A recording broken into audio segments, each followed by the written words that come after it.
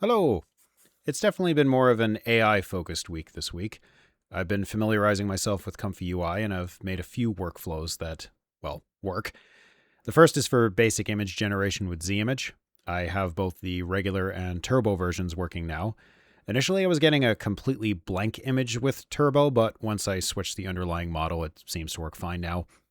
For editing, the Flux.2 Klein 4B distilled model is working out really well.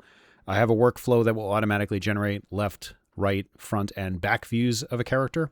I'm also getting a handle on making subgraphs, which has allowed me to reuse pieces elsewhere.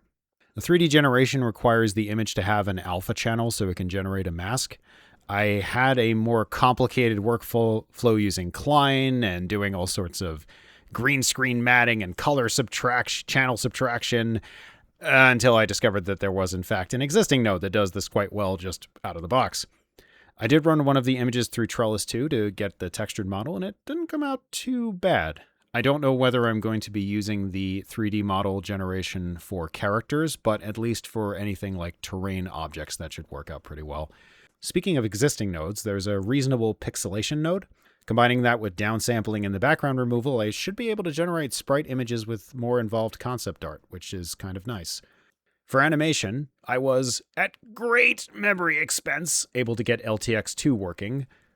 Kinda.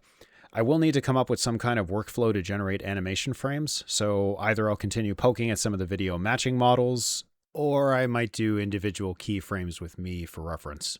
The current to-do list as of now, try to generate some animated sprites with the current workflows, continue on the 2D Unreal tutorial. I've made a little progress with that this week, but not piles of it. And make more concept art and flesh out the lore and the universe more. That's all I have for now. Thank you very much for watching, and I hope you have a great day. God bless.